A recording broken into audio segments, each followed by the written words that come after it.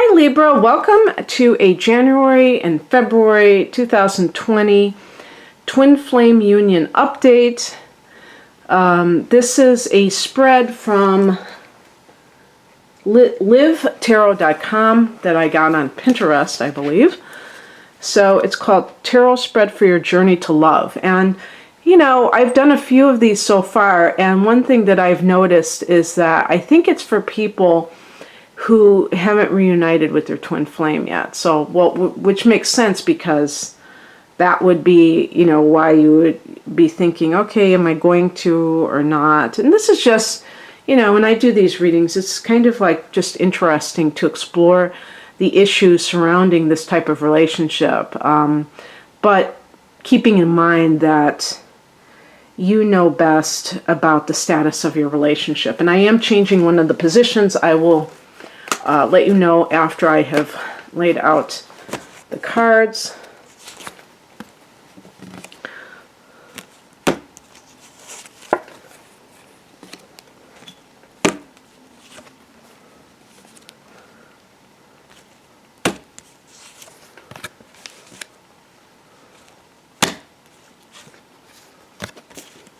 Okay.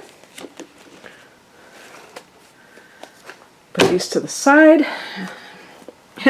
It's like when I copied the spread, it was like very tiny letters, so I'm kind of holding my laptop up to my eyes. The first position is, what do I really want from this union? So what is the ultimate goal, you know?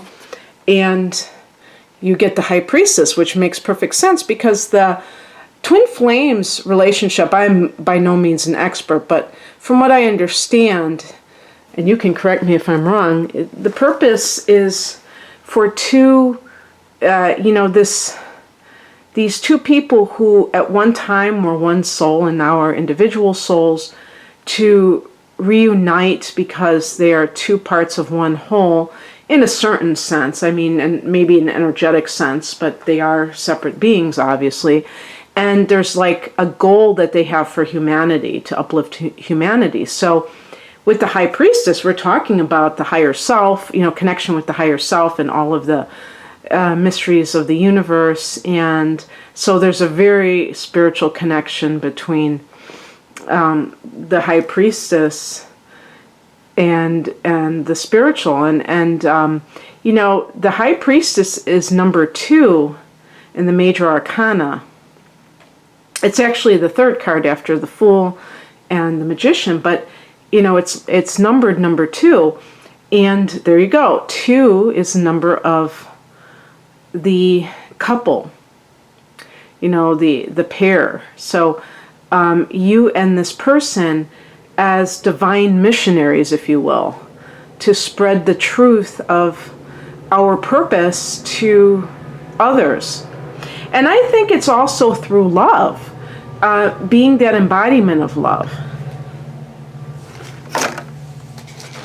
But anyway, I think that was really cool that I got that card. Let's see here. Now this is the card that I'm changing. The original question was, what am I not seeing clearly about my divine masculine? And I didn't really understand that. I didn't know if they meant the other person, but maybe they were catering it towards women, or if they're talking about a part of themselves. So I'm just saying, what am I not seeing clearly about my twin flame? So it can be for men or women, and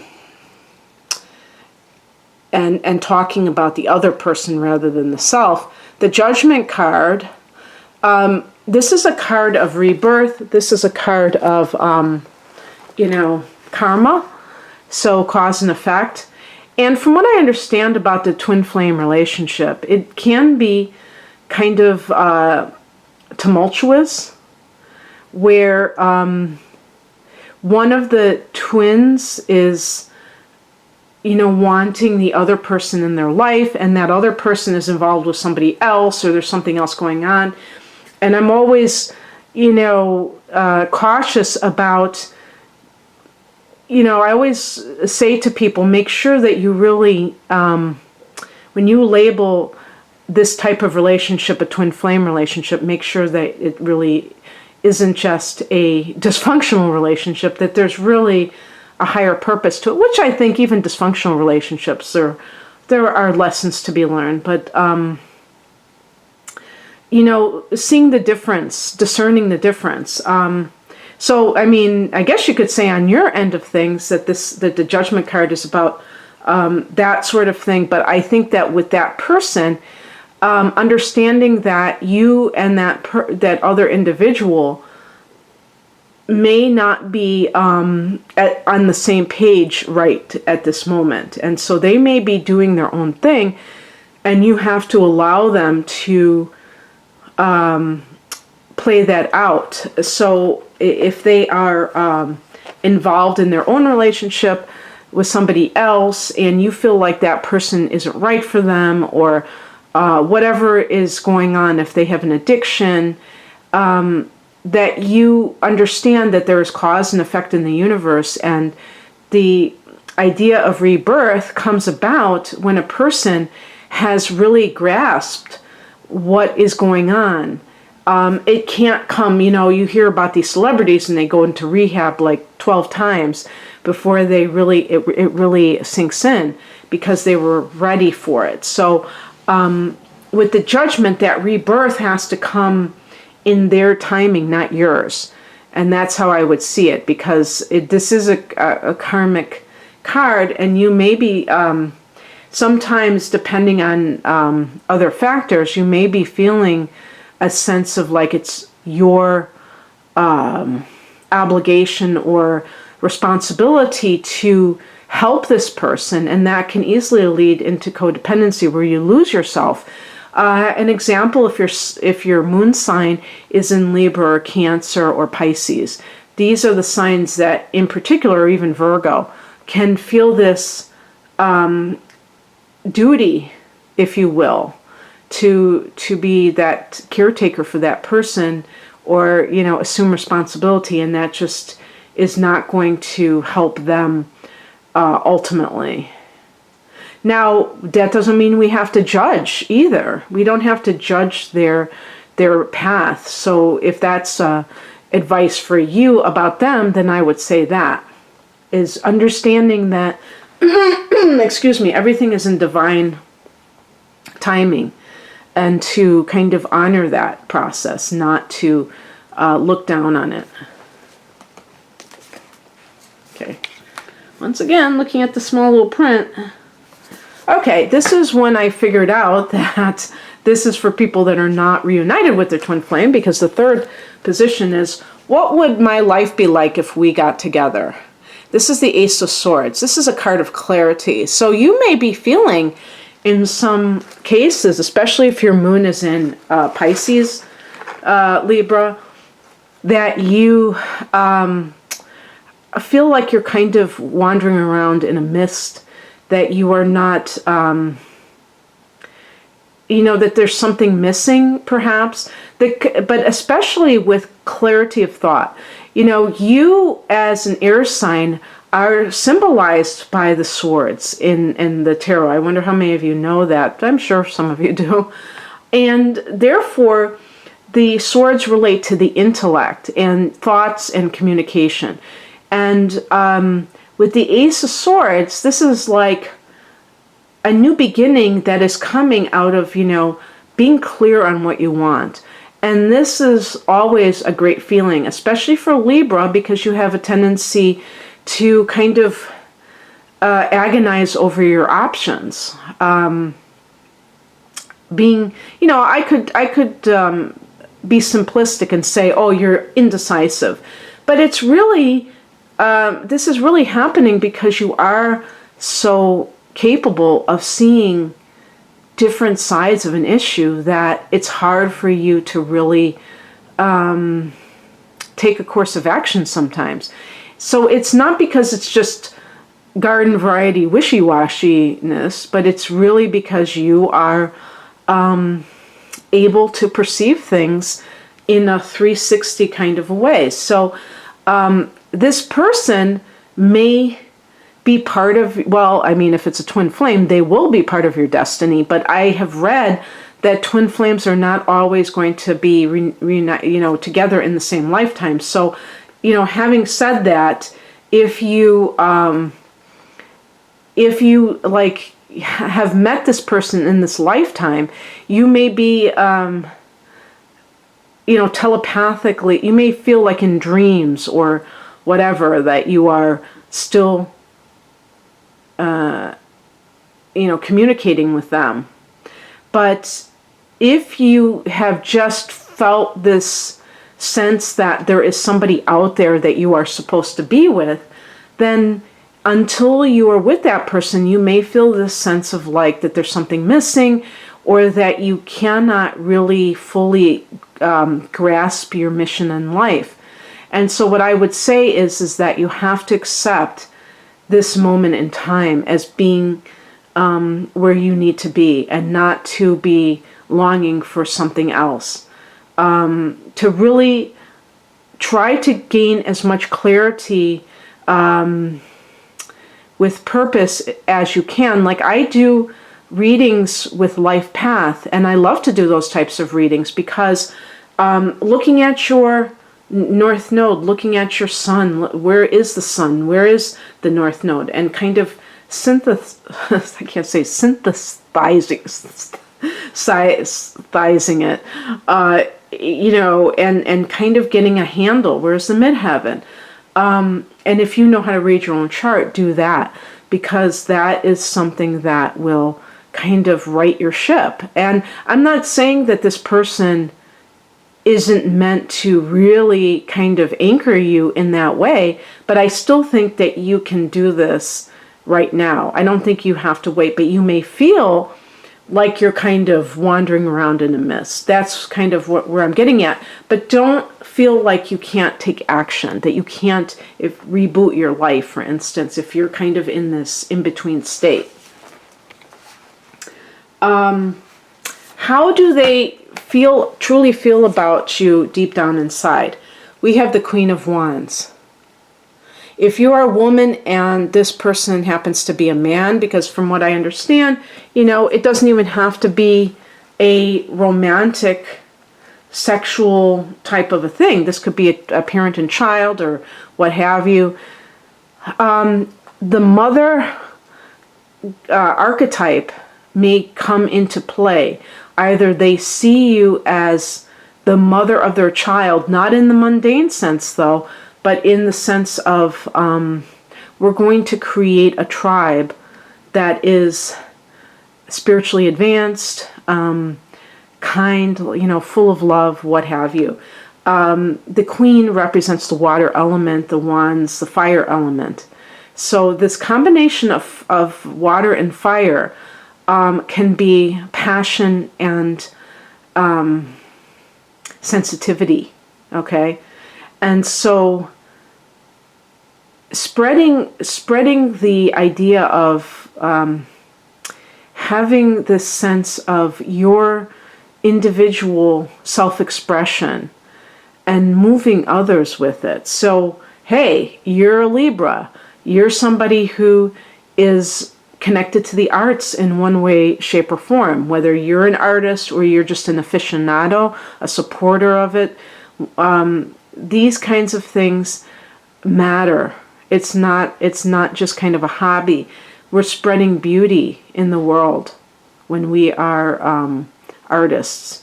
So that could be one. That's a major form of it, but also the love, joie de vivre. I don't know how to speak French, but the love of life. The joy of life, I should say. Spreading that to others so that they can be inspired. Okay. The water element is always going to be connected with emotion, but part of that is intuition and also sensitivity, the spiritual practices, but the joy of it with the fire, the independence that it provides. So learning how to be self-reliant through spirituality, but also tuned in tuned in and sensitive to others, but not reliant on them. because it may seem like a good thing, but it's actually self-serving, and modeling this type of what we would call modeling this way of life to others, I think is the best way of putting it. Okay. And then the last position, where is this connection going in the future? So this is that predictive card, Queen of Swords. Well, you're the Queen of Swords, especially if you are a female. It's a balance of your emotions, not allowing your emotions to get the best of you, but that intellect that's combined with feeling. You know how there's that cold, hard intellect when you are dealing with somebody who's a scientist or an academic, and they're all in the mind? That kind of thing can be off-putting because it doesn't suggest any humanity. And this is about combining the two. In terms of your connection with this person, I wonder if they are a water sign. And for some reason, Pisces came into my mind. I don't know why, when I was doing the other cards. So, one time I was reading about the signs that form inconjunctions in astrology, which means that they are 150 degrees apart. And I found out that Libra and Pisces are this angle with one another. And what it means is that they are just really awkward together. And that is just the angles themselves. In terms of two people of those signs, that you would have to look at much more than that to kind of determine that. But one of the things that I noticed about inconjunctions is that they're not like completely disparate or completely odd combinations, that they do have things in common. And with Libra and Pisces, I can think of a few. One being that you two are lovers of art, and you may have creative gifts. I mean, obviously anybody can have a creative gift, but these two signs are really geared for that, an appreciation of these things. And two, I would say, the other main thing is the desire to please other people, which can sometimes be excessive and lead to you being, deterred in the process, that you neglect yourself in the process, and maybe like placing too much importance on other people's needs versus your own. And there are different reasons why the two signs do that, but that's another thing that I saw in common. The desire to be kind, goes along with that, so I won't say number 3, but yeah, so that was one sign that popped out at me in my mind. And I'm starting to even though I don't call myself psychic or even intuitive, I just, want to honor things that come into my mind. I read something somewhere where they said, do that, and I thought, yeah, that makes sense. That you might be, coming up with this for a reason. So, yeah, I hope that this, resonated with you. And I want to say one more thing though about the Queen of Swords.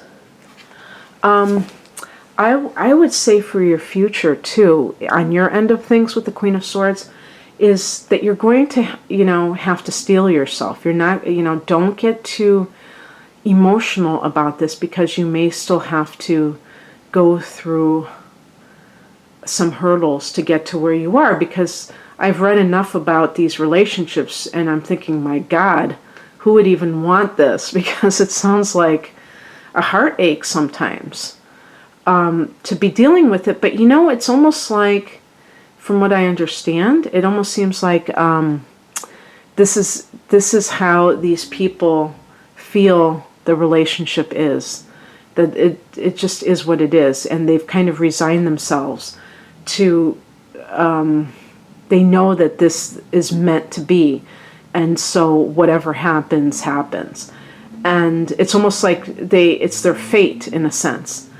But I do believe, like the High Priestess, that we, at a higher level, that we are choosing this, that this is still free will, even if it's coming from a higher dimension. So it can, when I say the word fate, I don't want people to get the impression about any kind of, whatchamacallit, being a victim of fate, you know what I mean? But having that free will. Okay, that's what I have for you. I hope that you enjoyed this. If you would like a love reading now, when I'm doing love readings, it's really for on the more mundane level of the day-to-day dealings with a romantic partner, and I have relationship readings and those people who are single. I do both of those. So you can check me out at rainandmoonastrology.com, and the link to my online store is below. Take care. Bye.